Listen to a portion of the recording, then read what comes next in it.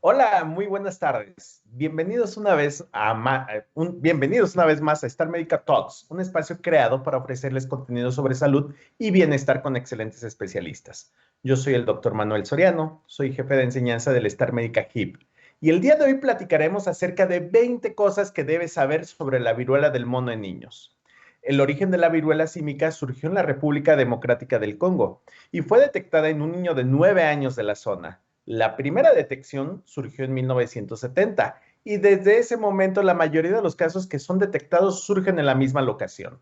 Cabe destacar que en los años 96 y 97 ocurrió un importante brote de la enfermedad y a partir del año 1970 se han detectado contagios humanos en 10 países africanos: Nigeria, Camerún, Sierra Leona, Sudán del Sur, Liberia, Gabón, República del Congo, República Democrática del Congo, Côte d'Ivoire y República Centroafricana.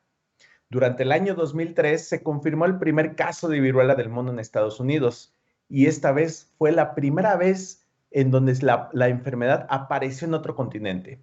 Los pacientes que habían estado contagiados habían tenido un contacto cercano con perros que fueron infectados por animales roedores traídos de África. Esta enfermedad principalmente se da en zonas muy remotas de África, que se encuentran en selvas tropicales. Pero a inicios del mes de mayo del 2022 se detectó un nuevo brote en España, Portugal, Estados Unidos y Canadá, que es el que nos preocupa en la actualidad, ya que en México tenemos una cifra cercana a 788 casos en 28 estados. No olviden dejarnos todas sus dudas sobre el tema en la sección de comentarios, ya que les estaremos resolviendo con dos de nuestros médicos especialistas invitados, en quienes me complace presentar. En primer lugar, la doctora María Elena Martínez Bustamante, quien es infectóloga pediatra adscrita a Infectología en el Centro Médico Nacional 20 de noviembre del ISSSTE. Doctora María Elena, bienvenida. Muchas gracias. Gracias, Manuel. Asimismo, el doctor Miguel Ángel Minero Hiver, quien es infectólogo pediatra y es jefe de enseñanza del Centro Médico Nacional 20 de noviembre del ISSSTE. Doctor Miguel Ángel, qué gustazo tenerlo con nosotros. Muchas gracias, doctor Soriano. Muy bien, y asimismo agradezco la presencia de toda la teleaudiencia y pues sin más preámbulo, iniciamos a contestar las respuestas por nuestros especialistas. Doctora María Elena, quiero empezar con usted. ¿Nos podría explicar qué es la viruela símica y con qué otros nombres también podemos encontrar esta sinonimia? Muchas gracias nuevamente por la invitación. Bueno, sabemos que esta enfermedad no es nueva. Tenemos muchos años conociéndola, lo que pasa es que estaba, digamos, ubicada en África. Es una enfermedad viral de un virus que se llama ortopoxvirus y se le conoce como viruela del mono, viruela símica o por su nombre en inglés, monkeypox, enfermedad de monkeypox. Pero es una enfermedad viral que ya sé que estamos como muy estresados por el tema de los virus, pero se contagia de forma distinta, por ejemplo, a COVID, ¿no? Entonces, eso es algo que lo mencionaremos más adelante. Muy bien, muchas gracias, doctora. Doctor Miguel Ángel, me gustaría pasar con usted ahora para decirnos si este virus es como el de la viruela que conocíamos tradicionalmente. Claro, sí, la respuesta es que sí, este virus es, pues digamos que es primo hermano del virus de la viruela que conocemos, pues no nos tocó conocerlos a nosotros, generalmente tocó conocer a las personas que nacieron antes de los 70 y fue una enfermedad pues que causó demasiadas muertes a lo largo del tiempo, que se llama viruela normal. Y sí, pertenece a la viruela símica, el virus de la viruela símica pertenece a la misma familia que mencionaba la doctora María Elena. Entonces, pues sí, la respuesta correcta es que sí. Muchas gracias, doctor. Doctora María Elena, ahora, ¿cómo puedo contagiarme de este virus? ¿Cuáles serían las vías que yo podría tener transmisión? ¿Y esto es solamente de humano a humano? Originalmente este virus se clasificaba como zoonosis. ¿Qué es esto? Una enfermedad que la transmiten animales. Actualmente sabemos que hay una transmisión, digamos, secundaria, que es de humano a humano, que justamente fue lo que se ocasionó que se esparciera por más de 100 países actualmente. Entonces, ahorita sabemos que el contacto estrecho es lo que genera la transmisión de este virus. Aguas ahí también con las definiciones, si bien se podría considerar un tipo de enfermedad de transmisión sexual, porque sabemos que en las relaciones sexuales hay un contacto muy estrecho, no es la única forma de transmisión. Sí lo transmiten los fluidos corporales, tanto de boca como de ano, como de pene, como de vagina, pero también las lesiones de piel pueden ocasionar el contagio de este virus. Esto es actualmente lo que a grosso modo se conoce, y si bien el contacto también con secreción nasal que estuviera infectado también podría ser un tipo de contagio. Y actualmente se está investigando otras formas de transmisión, pero que hasta ahorita no se ha corroborado como la transmisión, digamos, aérea.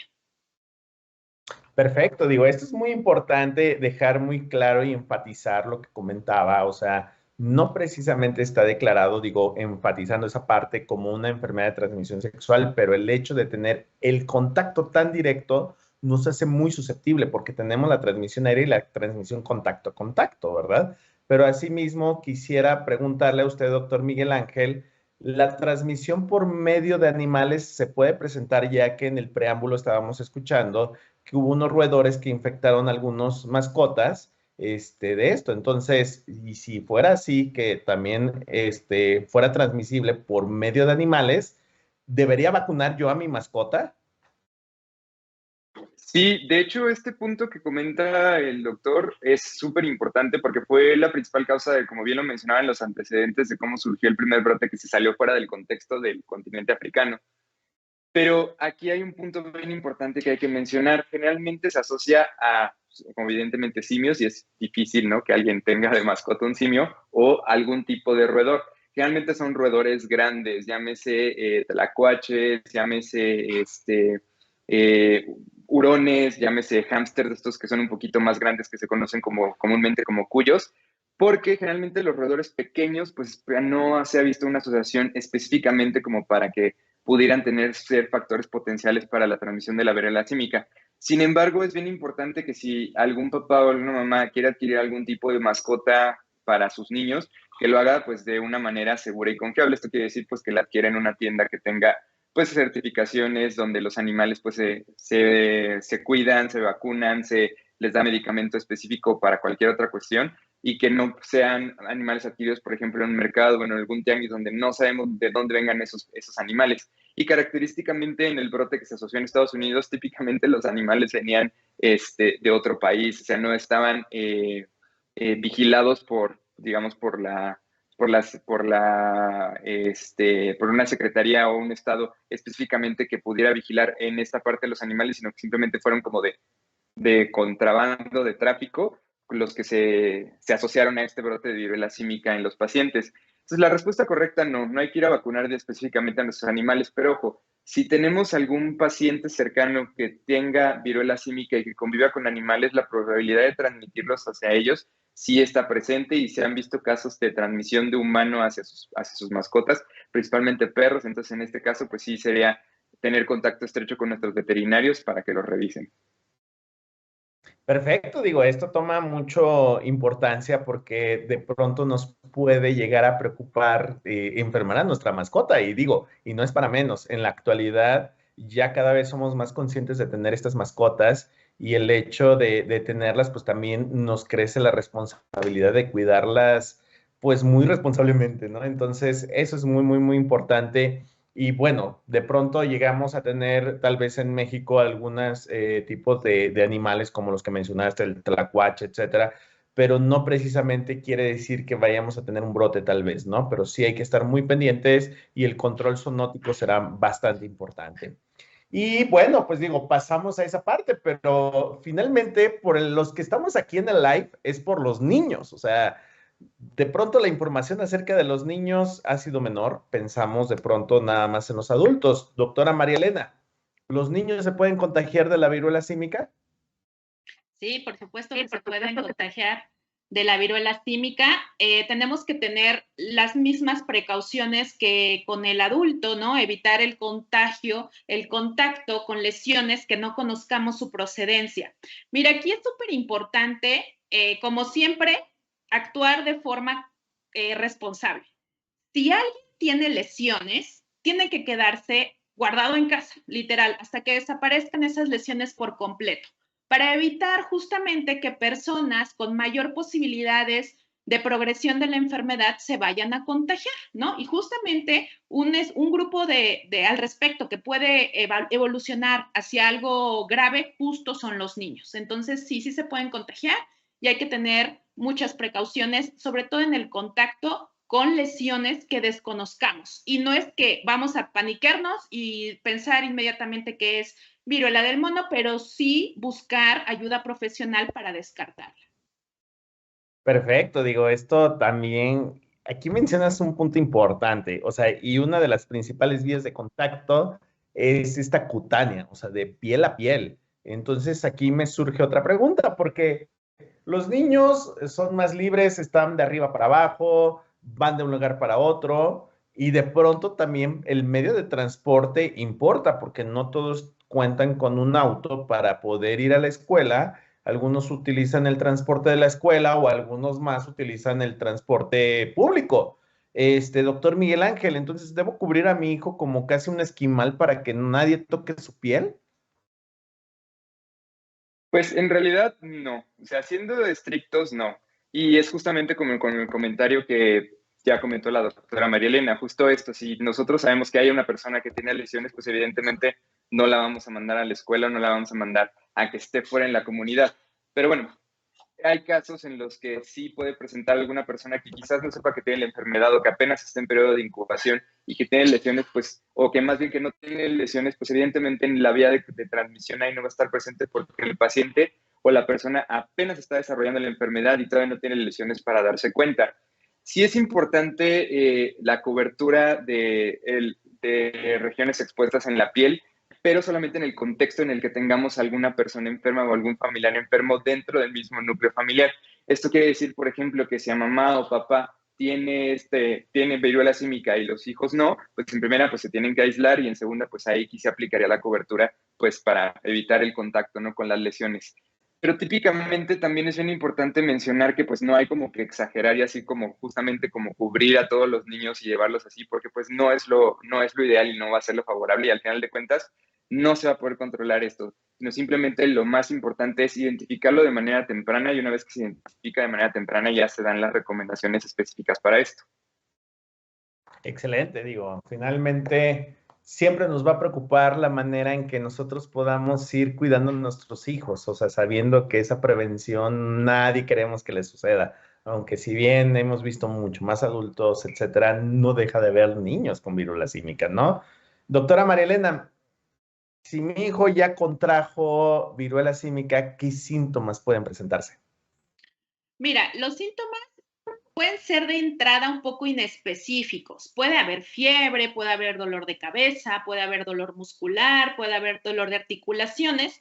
Hay ciertas cosas un poco más características posterior, como por ejemplo el crecimiento de ganglios en ciertas zonas donde aparecen las primeras lesiones de piel, ¿no? Puede haber regiones, digamos, mucosas que pueda tener lo que se llama enantema, que son lesiones dentro de las mucosas y posteriormente empiezan las lesiones en piel, que generalmente inician como máculas, pápulas, que para términos coloquiales son unas lesiones, digamos, tipo ronchas, que posteriormente se les genera un poco de agua, que son las vesículas, y posteriormente esa agua se forma un poco más purulenta, que son las pústulas, y terminan siendo unas fases de costra, que ya la verdad es que cuando hay pústulas, vesículas, costra, ya es muy evidente la infección, ¿no? Pero el inicio puede ser un poco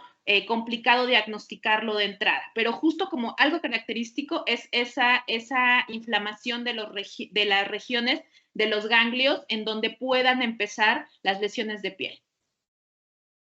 Qué interesante, y esto realmente necesitamos hacer nota, o sea, porque lo ideal es que no nos suceda, lo ideal es definitivamente que no suceda, pero si nos llega a suceder, lo importante es aislarnos a tiempo, porque si no nos aislamos a tiempo, podemos ser fuente de contagio y dispersar toda la enfermedad, ¿no?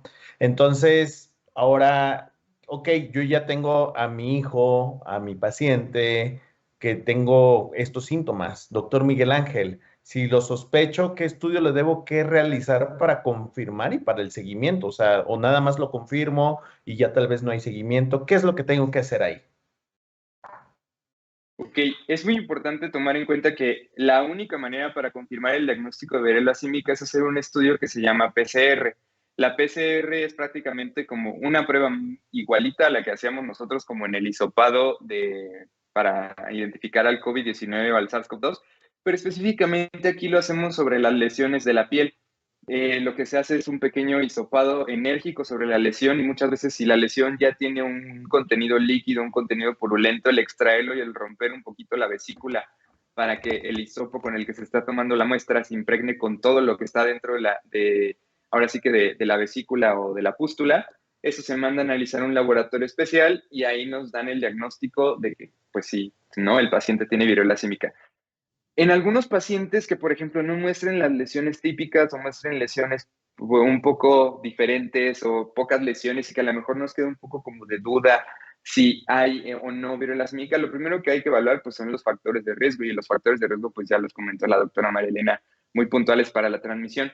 Pero ¿qué pasa con estos pacientes que a lo mejor tienen sintomatología, tienen fiebre, tienen el crecimiento de los ganglios, pero tienen unas pequeñas lesiones? Ahí lo que se aplica es hacer lo que se llama exudado faríngeo. El virus de la viruela símica también tiene una replicación dentro de la vía respiratoria. Entonces, haciendo un exudado faríngeo, igual como hacemos un hisopado para la toma de muestra de COVID-19, ahí también lo podemos identificar, pero es el mismo proceso con el cual nosotros lo podemos hacer el diagnóstico. Y ahora, hablando de estudios extra que pudiéramos hacer nosotros, pues la realidad es que de primera instancia no se solicita algún estudio extra, porque pues generalmente se solicitan hasta que se presenta alguna complicación, de las cuales pues seguramente hablaremos después, pero para fines prácticos el diagnóstico se hace con esas pruebas que les acabo de comentar. Oye, estaría muy interesante que dentro de todo el kit para realizar la PCR COVID o el antígeno COVID tengamos esto. Digo, continuando contigo un poquito, Miguel Ángel, no sé, digo, si solamente en este caso el INDRE es el autorizado para hacer la prueba PCR o tenemos en algunos otros lugares. Esto sí, no sé si tú lo sabes.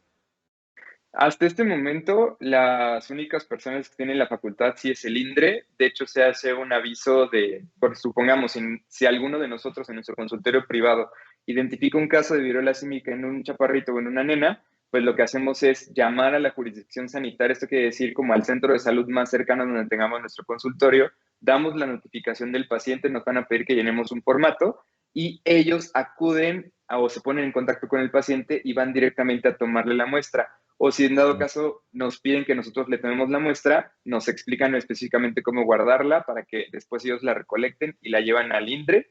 Ahí corren la muestra para la PCR y ellos son los únicos que pueden dar el resultado. Digo, y el INDRE es una institución muy importante, prácticamente es uno de los institutos nacionales, del que vamos a obtener realmente cualquier prueba, obviamente, previa autorización, ¿no? Es un proceso largo y no solamente implica el procesarla, sino el saber transportarla, por eso no es así tan sencillo, sí tiene que haber una estrecha comunicación para que podamos hacer esto y eso es importante que tú lo informes a tus autoridades locales. De pronto existe esa duda y la comunicación, el medio privado y el medio público pueden tener esa comunicación, no porque sea una institución de gobierno, quiere decir que solamente el medio público puede tener este contacto. Entonces, esto sí es importante que lo sepamos todos, porque si tú tienes la sospecha de esto, hay que acercarse y dar el seguimiento. Doctora María Elena, esto es muy importante porque yo creo que muchas personas tienen esta duda y sobre todo recordando un poquito de COVID, ¿no? O sea, digo, pero bueno, al hacer el diagnóstico, ¿cómo vamos a definir el aislamiento completo aquí y por cuánto tiempo? O sea, porque en COVID empezamos primero con 21 días, luego nos fuimos a 14, luego a 10, luego a 5, etcétera. Pero aquí, en este caso, ¿cuánto tiempo va a ser el aislamiento y cómo lo vamos a definir? aquí el aislamiento va a ir en dependencia a las lesiones. Las lesiones aquí, por ejemplo, a diferencia de varicela, que varicela cuando las lesiones ya están en costra, el paciente ya no contagia, aquí sí se sigue contagiando. Entonces, se considera que el aislamiento debe durar hasta que las lesiones se quita la costra y la primera capa de piel, digamos, se regenera. Entonces, hasta ese momento se puede quitar el aislamiento. Y eso tiene que ser una situación totalmente estrecha con su médico de cabecera. Aquí sí creo que es importante que sea un médico que conozca perfectamente la enfermedad para que dé indicaciones precisas y no haya contagio en comunidad. Excelente, digo. Entonces aquí, eso es importante que la gente nos documentemos por medios oficiales y personas confiables de cómo es esta evolución. No hay mejor método que el estar visualizando y obviamente seguido de tu profesional de la salud. Si tú te sigues con el profesional de la salud, sabrá el momento indicado, ya que aquí justamente quiero recalcar lo que dijo Marilena. O sea, no es como la varicela, que donde está la costra ya dices, ya no es infectante. Aguas, aquí todavía puede ser infectante. Entonces, puede ser un factor de riesgo. Nos da mucho trabajo aislarnos en la actualidad y el hecho de que nos dé ese trabajo, yo entiendo que pasó la pandemia del COVID y que todavía sigue esta pandemia, pero tenemos que ser muy precavidos porque no hay nada como cuidar a los nuestros, ¿no? Entonces, aquí esto es muy importante. Y hablando tal vez de estas confusiones, doctor Miguel Ángel, las lesiones pueden confundirse con algunas otras enfermedades que de pronto pues llamamos exantemáticas, ¿no? Pero ¿con qué otras enfermedades debemos que hacer este diagnóstico diferencial? Sí, claro, esta es una pregunta súper importante y a lo mejor en esta nos detenemos un poquitito más de tiempo porque creo que sí vale la pena ser muy puntuales en estas cuestiones. Sabemos que en la infancia existen muchos exantemas virales y que al final de cuentas todos se pueden parecer o todos no se pueden parecer, pero característicamente la viruela símica va a tener una cierta peculiaridad que ningún otro de los otros exantemas tiene y es la progresión lenta. Como bien lo comentó la doctora Marilena, esto puede tener una duración de 21 días, pero también tiene un periodo de incubación atrás de 21 días, donde antes de que empiecen los síntomas, que principalmente es la fiebre, la aparición de los ganglios, después ya viene la aparición de las lesiones. Donde primero aparecen las lesiones es en la boca, o sea, apareciendo dentro de las mucosas, lo que bien se llama enantema. Y muchas enfermedades como el sarampión, inclusive la varicela, también pueden tener estas lesiones de enantema, pero característicamente es difícil hacer el diagnóstico exclusivamente con el enantema porque pues te puede parecer tanto el de viruela símica como el de varicela o como el de sarampión, característicamente puede parecerse de la misma manera. Pero conforme van evolucionando las lesiones es conforme nosotros vamos haciendo la diferencia entre estas mismas.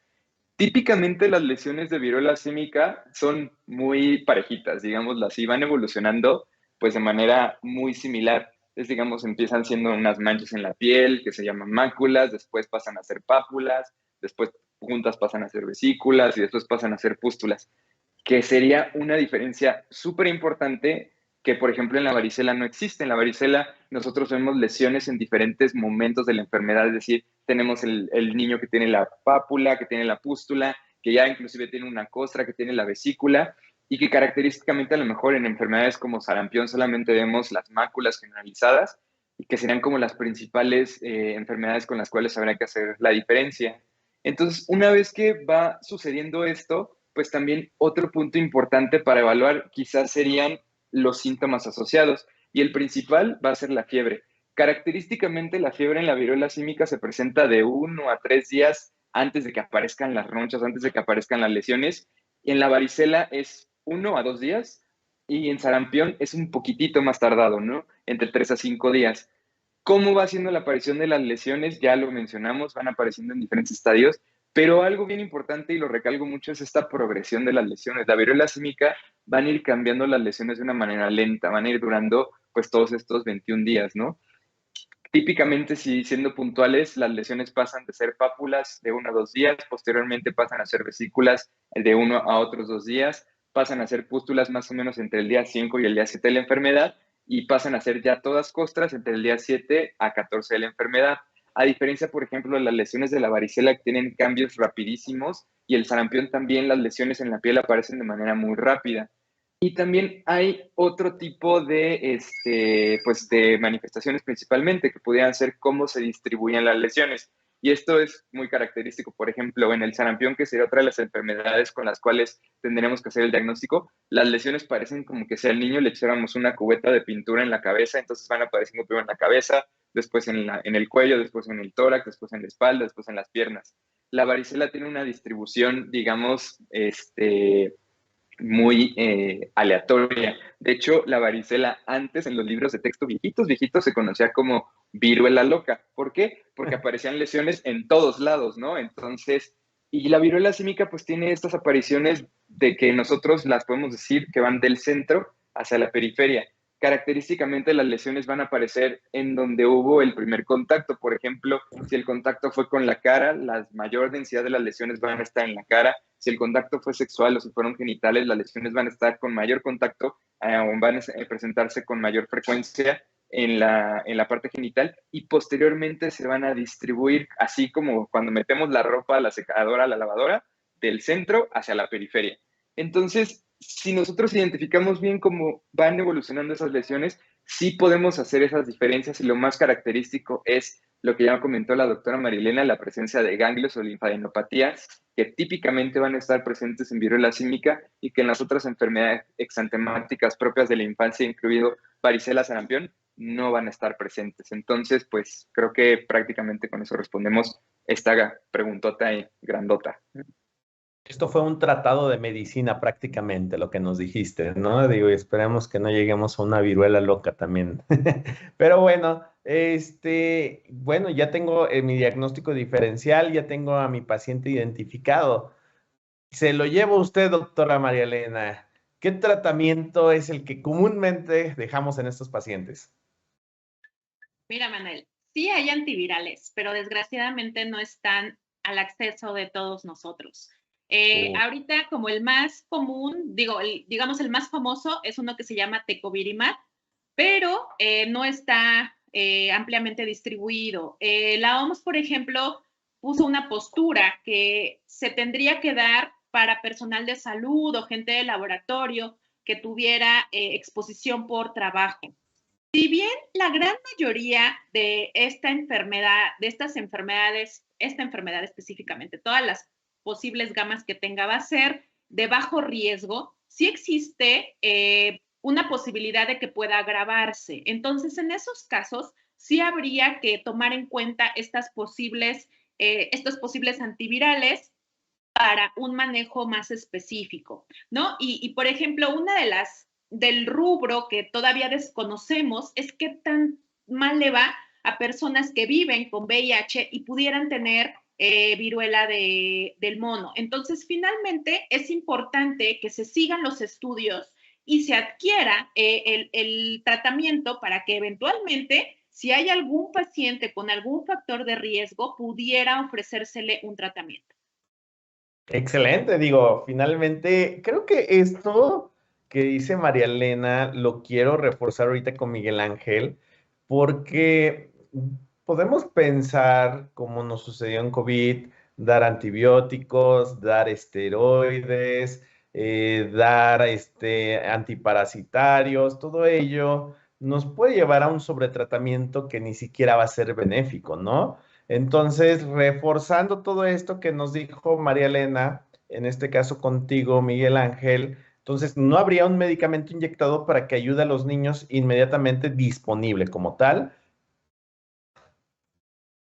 Pues, o sea, la respuesta concreta sería no, porque en sí el tratamiento inyectado que se estudia o que se tiene para viruela símica es un medicamento que se llama Cidofovir. Este medicamento no es exclusivo para viruela símica, sino que se ha visto que puede tener cierta actividad contra la replicación del virus, pero característicamente este se reserva para infecciones graves. Y en los estudios que, al menos en lo personal, yo he revisado y en los que se han publicado, pues el Cidofovir prácticamente en casos de viruela símica ocupado en niños, pues no hay como mucha experiencia, a diferencia, por ejemplo, que este mismo medicamento que nosotros estamos habituados a utilizarlo en otro tipo de infecciones que no tienen nada que ver con viruela símica, que sí hay más experiencia, principalmente niños que tienen algún tipo de cáncer y hacen algún tipo de infección por algunos ciertos virus, pues sí les puede ayudar y generar un beneficio, específicamente en viruela símica, ¿no? Y creo que lo que comenta el doctor Soriano es súper importante porque la principal complicación que se puede presentar entre un cuadro de viruela símica en niños y en adultos es que las lesiones se sobreinfecten.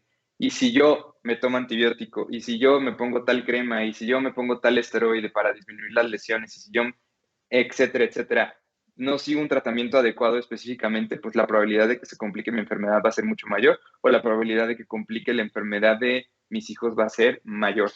De igual manera, también existe otro medicamento que también puede ser inyectado que se llama inmunoglobulina asociada o inmunoglobulina parecida a la viruela símica, pero típicamente esta pues no está disponible aquí en México y pues de igual manera se reserva para pacientes que tengan algún factor de riesgo como los que ya comentó la doctora María Elena y que se debe de dar dentro de los primeros 14 días. Entonces, pues específicamente no existe un tratamiento inyectado para los niños, están estas opciones, pero pues no hay una evidencia suficiente como para recomendarlos en este momento. Pues ya estamos cerca del último grupo de preguntas. Digo, ha sido muy interesante todo esto. No olviden dejar sus preguntas. Todavía vamos a tener unos minutos después de todo esto para poder también contestar lo que ustedes tengan dudas, ¿no? Estamos para ustedes y ese es el fin. Pero bueno, doctora María Elena, la vacuna de la viruela, aquella vacuna que se terminó por allá de 1975 aproximadamente, entre los 70s y los 80s, ¿puede ayudar a prevenir esta enfermedad? Sí puede, pero se dejó de producir. Y nuevamente se está produciendo y actualmente hay 3 vacunas que pudieran funcionar, pero tenemos como esta circunstancia muy similar a como nos pasó en COVID. La producción de vacunas no es tan sencillo, ¿no? O sea, necesitamos una infraestructura grande para hacer una producción en cadena de las vacunas y justamente estas vacunas que vayan saliendo, que estamos en espera de que Secretaría de Salud tenga esa facultad de adquirir algunas vacunas para gente específica, pues justamente se usen esas personas, ¿no? Las que posiblemente pudieran tener algún tipo de enfermedad grave, ¿no? Los CDC, por ejemplo, en Estados Unidos, sí generan esta posibilidad de vacunarse siempre y cuando se haya tenido el contacto estrecho con alguien positivo. Desgraciadamente, repito, no está de forma tan fácil de adquirir, ni hay una producción tan grande como para que todo el mundo, en todo el mundo, que haya tenido contacto con algún tipo de esta enfermedad pudiera tener acceso a esta vacuna. Excelente, digo, esto es muy importante porque de pronto algunas personas, y no precisamente quiere decir que te deje cicatriz, o sea, no siempre deja una cicatriz, pero esas personas llegan a tener una cicatriz por la vacuna de la tuberculosis y otra cicatriz por esta vacuna, ¿no? Digo, el hecho que no las tengas, hay que recordar que antes algunas veces se aplicaba en el muslo, etcétera, pero puede ser un indicativo de que hayas tenido estas 2 vacunas y entre ellas la de la viruela, ¿no? Doctor Miguel Ángel, ahora, una pregunta que me invade en redes así comúnmente ¿es lo mismo la vacuna de la viruela que la de la varicela? Buenísima. Muy buena pregunta y la respuesta correcta es no. Son vacunas completamente diferentes y son estructuralmente diferentes y son para prevenir enfermedades que se pueden parecer, pero que son, como ya lo expliqué previamente, son diferentes. La vacuna de la varicela, pues es una vacuna viva y protege exclusivamente para varicela, y la vacuna de la viruela símica tenemos la versión tanto como la que está viva como la que no está viva. Entonces, no, si alguien tiene la idea de que vacunarse contra varicela lo va a proteger contra viruela símica, es una idea incorrecta. Entonces, las vacunas que son específicas para la viruela símica son las que ya comentó la doctora María Elena. Exacto. Y esto es muy importante porque si llegamos a pensar, y de hecho hubo una alta demanda de vacunación contra varicela, y qué bueno, o sea, porque finalmente tenemos que protegernos de varicela. Pero lo que no estaba tan bueno era que fuera con la idea de prevenir la viruela símica. Entonces, sepamos que es distinta y no pequemos de seguridad por estar vacunados de varicela, porque no es lo mismo que la de la viruela. Doctora María Elena, ya nos platicas un poquito el contexto de esta vacuna de la viruela, que bueno, también hay una vacuna específica para la viruela símica. ¿Y esta vacuna específica para la viruela símica la tenemos disponible en México? No, no la tenemos disponible. Recientemente, y estaba revisando como qué había de nuevo en noticias, sí hay como esta postura para que el gobierno federal realice la adquisición de vacuna, pero actualmente no la tenemos disponible. Muchas gracias. Ahora, vámonos un poquito más a las situaciones ya escolares, doctor Miguel Ángel. ¿Qué otras medidas podemos hacer para los niños que van a las escuelas y además acuden por medio del transporte público? ¿Cómo los podemos cuidar? Hace rato nos platicaste lo más importante, pero creo que todavía las mamás necesitan saber específicamente que enumeres tal cosa, así muy puntual. Ok, lo primero es que generalmente la viruela símica cuando se hace una enfermedad complicada es cuando un niño o una niña no tiene un adecuado control de salud. Eso quiere decir que si no tiene su esquema de vacunación completo, tiene una enfermedad de base, es un niño que hay que cuidar un poquito más de lo normal a como lo haríamos con otro niño. Característicamente, como ya bien lo mencionó la doctora Marilena, aparte del contacto estrecho, la viruela símica también se puede transmitir por secreciones respiratorias. Y estas secreciones respiratorias, pues con un uso de un cubrebocas tricapa, porque son gotas un poquito más grandes a diferencia de las del SARS-CoV-2, podemos nosotros también prevenir la viruela símica. Entonces, el utilizar cubrebocas también es muy importante para la protección de esta misma enfermedad de la viruela símica. Otro punto también importante, pues, es evitar las aglomeraciones como lo seguimos haciendo con el SARS-CoV-2 y de igual manera tratar de buscar los espacios ventilados que siguen siendo nuestros espacios seguros. Ahora, en el transporte público, pues difícilmente las personas que, pues generalmente los contagios que se han visto como en estos casos como masivos se ven como más enfocados hacia actividades donde se tenga pues descubierto como los brazos, poner una playera o si se va como algún tipo como de evento masivo donde puedan estar personas como sin playera o sin algún otro tipo de como protección sobre la piel, o sea, digamos como que sin ropa, pues difícilmente esto en este contexto puede llegar a suceder en el transporte escolar o en la vida cotidiana de las personas, más aquí en la Ciudad de México, donde pues no es como habitual que andemos siempre como en shorts y en playeras sin mangas. Y entonces, pues no sería como tan necesario como mantener como más estrecha como esta parte. Y difícilmente, pues el tener un contacto, digamos, como en el transporte público, no supera unas 8 horas. Es decir, lo que se ha visto en los grandes estudios es que la viruela símica en contagio aéreo y en contagio en transporte público y en contagio con transporte de, por ejemplo, en un vuelo, se ha visto que estos tienen que superar las 8 horas para que las personas puedan llegar a tener un riesgo para adquirir viruela símica. Si no, por ejemplo, el ir a la escuela, pues no sería como un factor importante de riesgo para eso. Excelente, creo que muy puntual como tal y lo queríamos escuchar. Muchas gracias. Doctora María Elena, me sucedió 1, 2, 3 casos tal vez en una escuela. ¿Es ideal enviarlos a clases virtuales como nos sucedió en la pandemia de COVID-19? Yo creo que ese escenario va a ser poco probable y espero no pecar de confiada, pero me parece que justo como lo comentó Miguel, la posibilidad de tener tantos casos en escuela es poco probable porque el contacto, repito, no es estrecho, ¿no?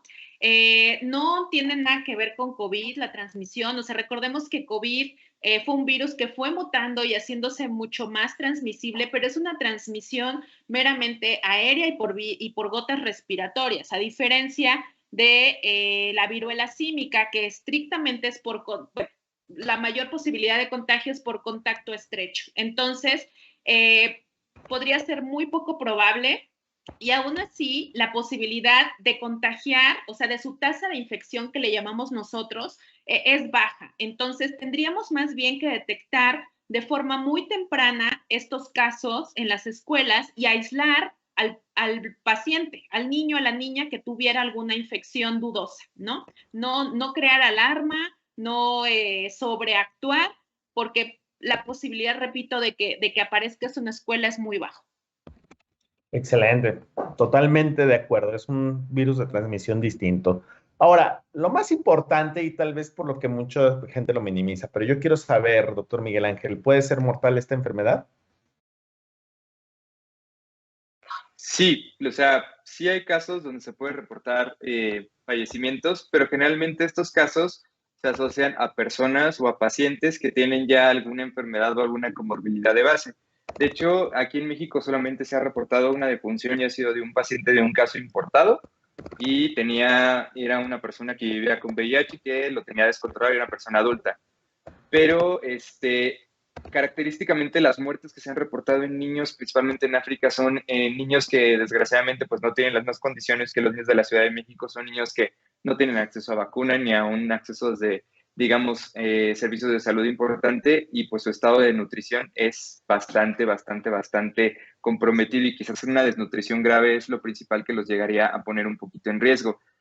Y bueno, retomando un poquito lo que comentaba la doctora Marielena, me parece súper importante quizás mencionarles a los papás y a las mamás que nos están viendo que un contacto estrecho para una infección no significa a lo mejor el compartir el asiento con mi compañero de la escuela o el asiento en el metro con alguien, sino contacto estrecho está bien definido que puede ser o una pareja sexual, una persona que vive en el mismo domicilio mientras una persona tenga las lesiones o personas con las que se llega a compartir ropa o algún otro tipo de utensilio mientras haya una persona o un caso sospechoso, personas que comparten la misma oficina o el mismo espacio por tiempos mayores a 8 horas prolongados y que a lo mejor puedan llegar a compartir mismos artículos personales o inclusive de trabajo.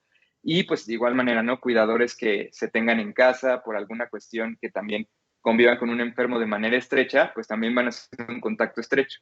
Y aquí es bien importante tener esta definición bien clara y bien solventada de cómo es un contacto estrecho. Y pues evidentemente para nosotros como personal de salud, el contacto estrecho podrán ser todos nuestros pacientes que veamos si no ocupamos un equipo de protección. Entonces, nada más era como para puntualizar eso que me pareció bastante importante que comentó la doctora María Elena. Creo que las tiendas de ropa te van a bloquear, Miguel, pero es muy importante esa parte que ahorita hay que ser muy cuidadosos, ¿no? Doctora María Elena, las últimas dos preguntas, un poquito rápidos y precisos para alcanzar preguntas del público. ¿Tenemos casos de infección de niños en el mundo y especialmente en México? Tenemos casos en el mundo, en México también se han reportado, de hecho, si hemos visto las noticias, hemos visto que ha ido avanzando, ¿no? Esto en junio me parece que reportaban alrededor de menos de 100 casos, actualmente tenemos 700 y cacho. Entonces, sí hay casos, afortunadamente pocos en niños, pero justamente este grupo de edad, como lo comentaba desde un inicio, son los posibles que pudieran evolucionar a una enfermedad complicada, ¿no? Entonces, al final de cuentas, como todo en medicina, no se da la información para caer en pánico, sino más bien para dar esta información es para que la gente sepa cómo cuidarse, ¿no? Cómo cuidar a nuestros hijos, cómo sentirnos seguros. Vivimos en un mundo con muchísimas enfermedades infecciosas y esto no va a parar, o sea, todo el tiempo vamos a tener enfermedades infecciosas alrededor de nosotros, algunas nuevas, como lo vivimos con COVID, algunas que reaparecen, como en este caso viruela símica, pero lo más importante siempre va a ser la prevención, ¿no? Entonces, a modo nada más como de agregar y el tema justamente de vacunas, porque de repente nos preocupamos por algo que es poco posible que nos pase, pero de repente se nos olvida que tenemos que tener un esquema de vacunación completo y justo en esta pandemia lo que hemos visto es que ese porcentaje de vacunación se disminuyó muchísimo, ¿no? Entonces es muy importante también situarnos como de cabeza fría, pensar muy bien, entender la información, repito, no para pánico, sino más bien para tener armas para proteger a nuestros hijos y proteger a nuestra familia y nosotros mismos. Totalmente de acuerdo. Creo que este tema que tomas es muy fundamental y es algo que de verdad deberíamos que hacer prácticamente difusión, que es regularizar los esquemas de vacunación. Doctor Miguel Ángel, la última, preciso y conciso, ¿existe alguna predisposición para adquirir la enfermedad?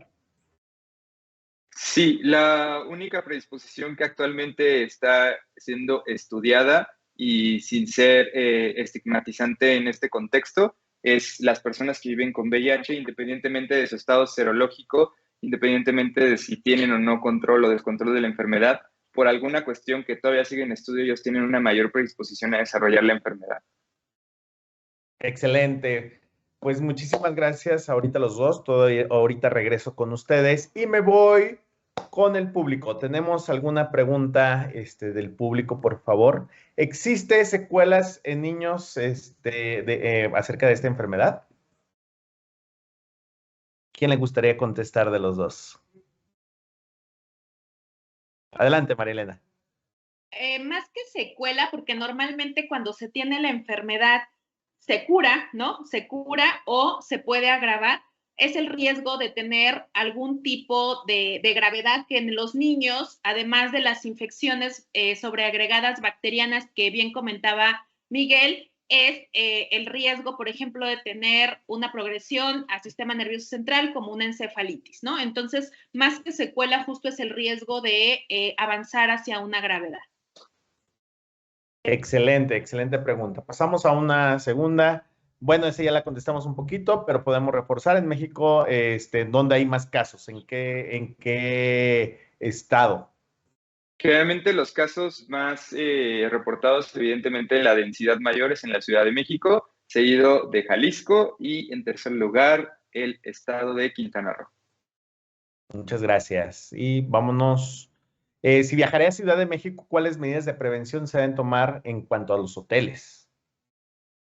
La verdad es que la gran mayoría de los hoteles ya tienen una situación, un plan de limpieza, digámoslo así, limpieza, desinfección, que no necesitamos más cosas de lo que estamos habituados a limpiar y nos volvimos un poco intensos con el tema de COVID. Y es mantener las superficies limpias. Tampoco exageremos en que me voy a llevar sábanas nuevas o no sé, algo así. O sea, simplemente con limpiar de forma habitual sábanas, limpiar superficies es más que suficiente. Perfecto, muy bien. Y vámonos con la última pregunta para poder dar. José Luz nos dice, ¿puedo contraer el virus de la viruela del mono y presentar síntomas? No, yo creo que pues esto queda muy claro. Definitivamente, si lo contraes, vas a tener los síntomas que ya ampliamente se explicaron. Finalmente, los síntomas cutáneos y asimismo las linfadenopatías, entre otras más, ¿no? Creo que es muy importante tener en cuenta esto y aquí yo quiero invitar para que compartan este live. Se queda grabado dentro de la página de Star Médica y lo pueden ver varias veces. Las dudas que estén saliendo, aquí las van a poder ir resolviendo. Prácticamente queda sintetizado todo esto, ¿no? Y pues bueno, finalmente, pues ya, pues damos por concluida esta sección de preguntas y respuestas del público y pues quiero agradecer la participación de todo el público que se conectó a la transmisión y también a nuestros ponentes que nos dieron una información valiosísima. ¿Alguna conclusión que tenga, doctora María Elena? Muchas gracias. Pues lo mismo que más o menos les platiqué al inicio, no nos paniquemos, no sobreactuemos, entendamos que la información es una arma fundamental para protegernos y vayamos todos ahorita a checar la cartilla de nuestros hijos porque es una situación súper importante que tenemos que llevarlos a la escuela súper cubiertos, en protección. La otra parte muy importante, la alimentación. La otra parte súper importante, vigilar el peso de nuestros hijos para que si les da cualquier tipo de infección, tengan la mayor posibilidad de defenderse. Muchas gracias, doctora María Elena. Doctor Miguel Ángel, ¿tenemos alguna conclusión? Sí, yo creo que la conclusión más importante es que no hay que estigmatizar ninguna enfermedad, principalmente esta enfermedad de la viruela símica a cualquier persona, independientemente de la raza, sexo, preferencia sexual o lo que sea, tenemos nosotros el riesgo. Entonces es bien importante, como dice la doctora María Elena, tener la información de primera mano de los expertos, de fuentes confiables para no hacer cosas que no tenemos que hacer y apegarnos a lo que sí tenemos que hacer. Y pues con esto mismo tratar de transmitir toda esta misma información hacia las personas cercanas para que justamente hagamos esto, se haga una cadena de información adecuada, concreta y se lleve un mensaje que nosotros queremos, que es prevenir y dar la mejor información para todos los papás y las mamás que nos están viendo. Muchísimas gracias a los dos y también a todo el público nuevamente. Concluimos esta transmisión esperando que les haya sido de una gran utilidad, recordándoles que lo más importante es la prevención y así evitaremos cruzarnos con esta enfermedad. No olviden compartir esta plática, como les dije, con sus seres queridos. Manténganse al tanto de nuestras redes sociales para conocer cuáles serán los próximos Star Medica Talks, ya que la información es de alto valor. Les deseo una excelente noche y que estén muy bien. Damos por concluida este Star Talks.